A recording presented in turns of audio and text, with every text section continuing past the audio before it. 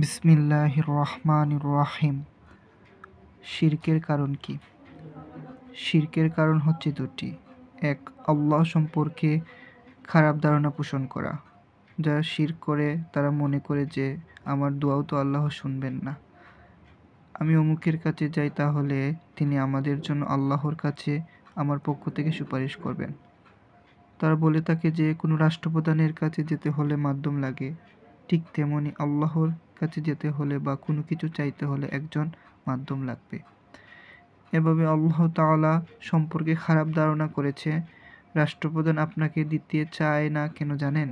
কারণ হচ্ছে তার ভান্ডার ফুরিয়ে যাবে, অথবা দিতে দিতে তারা আমার ওপর বেশি লোভী হয়ে যাবে, অথবা রাষ্ট্রপ্রধান জানে না আপনার অভাব সম্পর্কে, অথবা রাষ্ট্রপ্রধান আপনাকে দিলে অন্যদের হিংসার কারণ হবে, কেননা অন্যরা মনে করবে রাষ্ট্রপ্রধান অমুককে বেশি দিয়েছেন ইত্যাদি কারণে দিতে চায় না। আল্লাহ রব্বুল ইজ্জত কি আপনার সম্পর্কে সব কিছু জানেন না?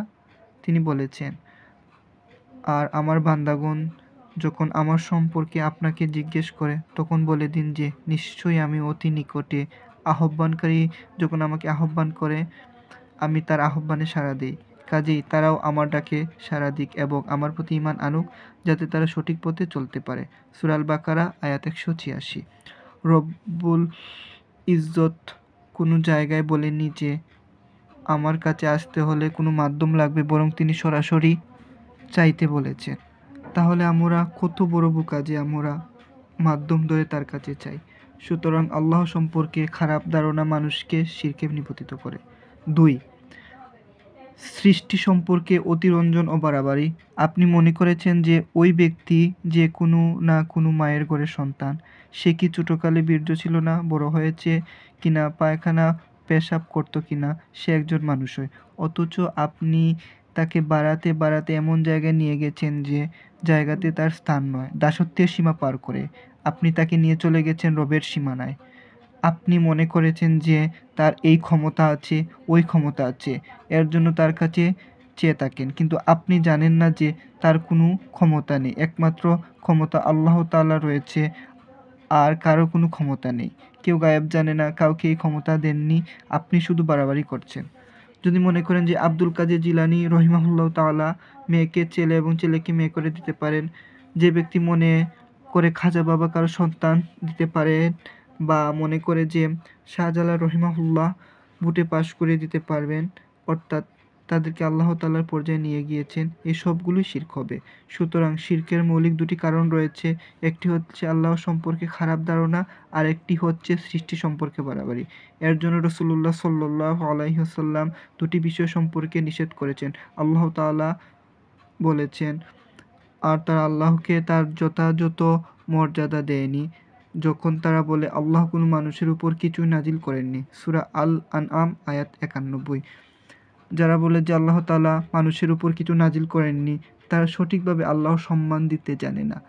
তিনি শরীআত দিবেন, কিতাব দিবেন, তিনি রাসূল পাঠাবেন, এটা হক কথা। অনেকে আল্লাহ সম্পর্কে খারাপ ধারণা করে তার উপর ঈমান না এনে শিরক করে বসে।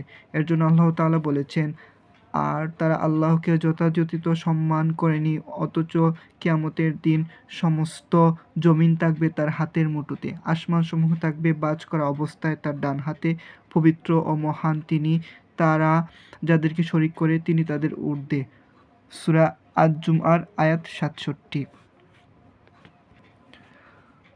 মানুষের মধ্যে সবচেয়ে উত্তম হচ্ছেন নবী রাসূলগণ। আল্লাহ রাব্বুল আলামিন তাদেরকে দমক দিয়েছেন। কুরআন কারিমে তিনি বলেছেন, যদি আপনি শিরক করেন তবে আপনার সমস্ত আমল তো নিষ্ফল হবে এবং অবশ্যই আপনি হবেন ক্ষতিগ্রস্তদের অন্তর্ভুক্ত।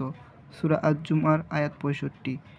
সেখানে অন্য কোনো স্থানে মানুষ আছে যে যাকে এই জায়গায় দাঁড় করাবে। সুতরাং বান্দা সম্পর্কে অতিরঞ্জন আমাদেরকে শিরকে নিপতিত করে। অনুরূপভাবে আল্লাহ সম্পর্কে খারাপ ধারণা আমাদেরকে শিরকে নিপতিত করে। যে ব্যক্তি মনে করে যে আল্লাহ ছাড়া অন্য কেউ আমাকে ভালো কিছু করে দিতে পারে, তাহলে সে আল্লাহ সম্পর্কে খারাপ ধারণা করল। এভাবে যে ব্যক্তি আল্লাহর নাম এবং গুণকে অস্বীকার করছে, সে ব্যক্তি আল্লাহ সম্পর্কে খারাপ ধারণা পোষণ করছে। যে ব্যক্তি অন্য কারো কাছে চেয়েছে, সে আল্লাহ সম্পর্কে খারাপ ধারণা করেছে। তাহলে মানুষকে মৌলিকভাবে যে দুটি কারণ শিরকে নিপতিত করে, আমি আপনাদের কাছে আলোচনা করলাম। আল্লাহ তাআলা আমাদেরকে শিরক বুঝার তৌফিক দান করুন। এই আলোচনা শেষ করলাম। আসসালামু আলাইকুম ওয়া রাহমাতুল্লাহি ওয়া বারাকাতুহু।